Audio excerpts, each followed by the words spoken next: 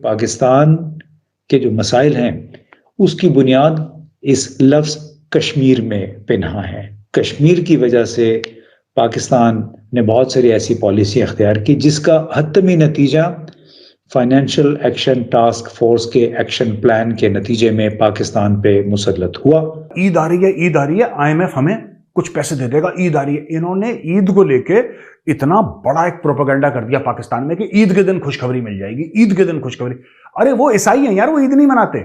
Major गौरव आर्या के अंदर के जो सोल्जर्स है ना, सोल्जर है वो अभी तक जिंदा है, उनकी वॉर स्पिरिट। हमें ये जो कश्मीर की रट है, ये मेरा ख्याल है हमें खत्म करनी पड़ेगी, क्योंकि जो कश्मीर वो था वो कभी ना हमें मिलना था, ना कभी हमारे कब्जे में था और ना ही कभी आएगा। हर चीज जो पाकिस्तान में है ये कह देते हैं कि नहीं, अब अल्लाह रहम करेगा हम पे। तुम क्या करोगे? तुम भीख मांगोगे, तुम सिर्फ भीख मांगोगे।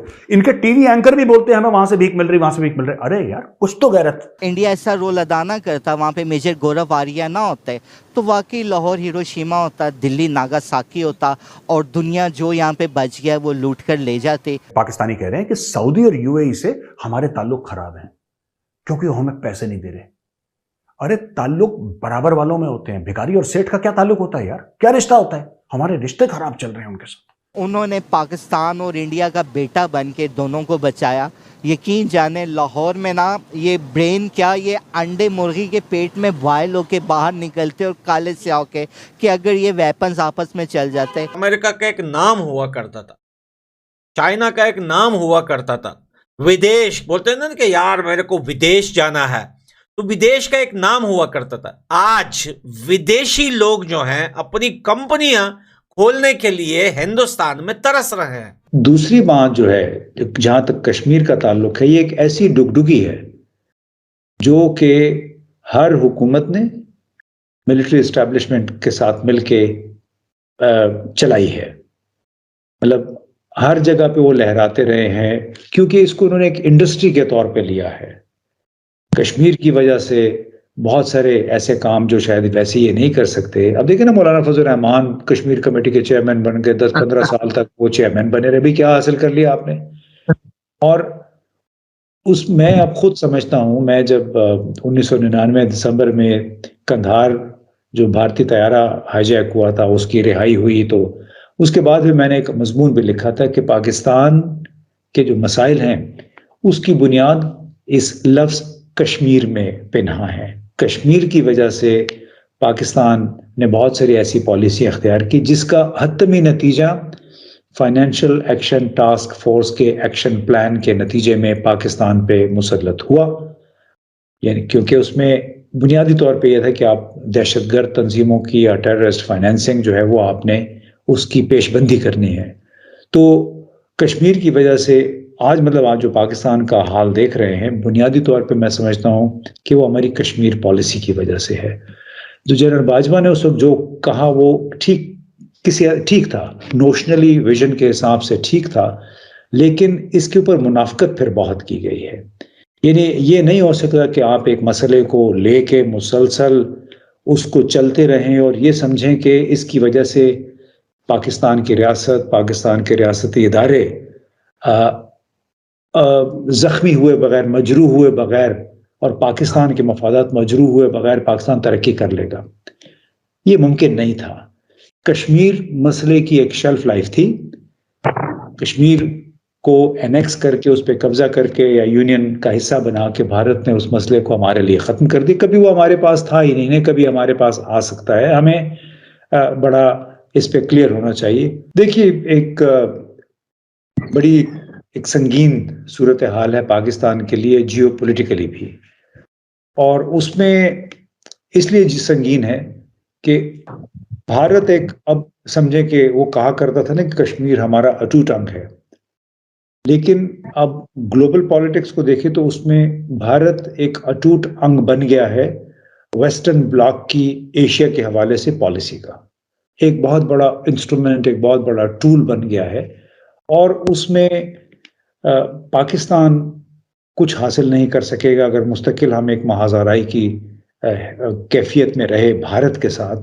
हमें ये जो कश्मीर की रट है, ये मेरा ख्याल है हमें ख़त्म करनी पड़ेगी, क्योंकि जो कश्मीर वो था वो कभी ना हमारे मिलना था, ना कभी हमारे कब्ज़े में था और ना ही कभी आएगा। अच्छा, आप इसी में बस अपना जो कश्मीर है उसको अगर बचाने की हम कोशिश कर लें, उसको जमहूरी तरीके से चला लें, आपने देखा पिछले दिनों वहाँ पे क्या हुआ, उसकी वजह से हमारा जो केस है कश्मीर का, वो तकरीबन वो ख़त्म हो चुका है। हमें उसकी बजाय जो मौजूदा पाकिस्तान है, बाकी बचा हुआ कश्मीर है, मेरे ख़्याल है उस पे तवज्जो देनी चाहिए, बजाय इसके कि हम इसका ब्लेम गेम करते रहें, उसका इल्ज़ाम कभी एक पे लगाएँ, कभी दूसरे पे लगाएँ, और उसकी सबसे बड़ी हमें जो इस हवाले से मुनाफ़िकाना रवैया मुनाफ़िकाना पॉलिसियाँ इख्तियार की गई हैं, हमें वो तर्क करनी पड़ेंगी। अच्छा, मैं मुख्तसरन एक बात रह जा रही है। जनरल कमर जावेद बाजवा साहब काफी कंफर्म इतलात भी हैं, वो उनके दौर में इसराइल के करीब भी जाने की बड़ी बातें होती रही, यानी वो क्या चाहते क्या थे, यहाँ भी जाते थे, बड़ी मुख्तसर सी बात।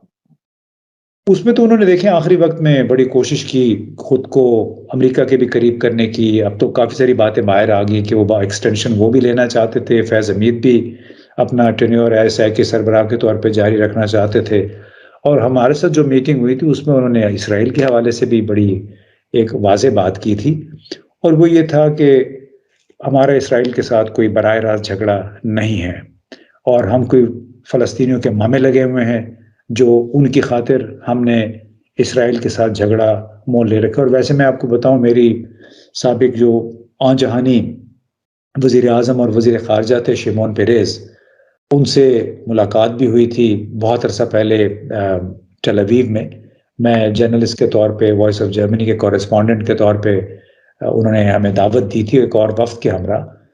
तो शिमोन पेरेज़ ने मुझे उस वक़्त कहा था कि आप जनरल परवेज़ मुशर्रफ को बेशक मेरा पैगाम पहुँचा दें कि हमारा आपके साथ कोई झगड़ा बराह रास्त है ही नहीं है, तो आप हमारे साथ उस तरह के ताल्लुकात क्यों कायम नहीं कर लेते जिस तरह के हमारे ताल्लुकात इस वक्त मुत्तहिदा अरब अमारात के साथ हैं। मैं ये अब 2006 की बात कर रहा हूँ, अंदाज़ा लगाइए 2006 में मुत्तहिदा अरब अमारात इसराइल के साथ बिजनेस रिलेशनशिप कायम कर चुका था। तो उसने कहा कि इस तरह तुर्की ने हमें तस्लीम किया हुआ है, लेकिन मुत्तहिदा अरब अमारात जो कि इतना करीबी मुल्क है उसके साथ हमारे बाकायदा मरासिम हैं, तो आप लोग क्यों नहीं कर लेते।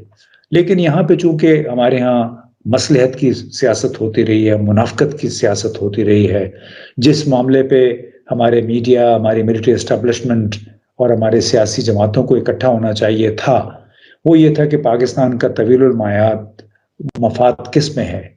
क्या मुसलसल आप भारत और इसराइल के साथ महाज़ाराई रखेंगे, या फिर यह है कि आप अपने एक दफ़ा तय कर लें कि हमने इस मुल्क को तरक्की देनी है। तो इस मुल्क को तरक्की देने के कई के जो आपके जितने फ्रंट आपने खोले हुए हैं गैर ज़रूरी तौर पे, उसको आप बंद करें और आवाम की फलाह व बहबूद पे तवज्जो दें।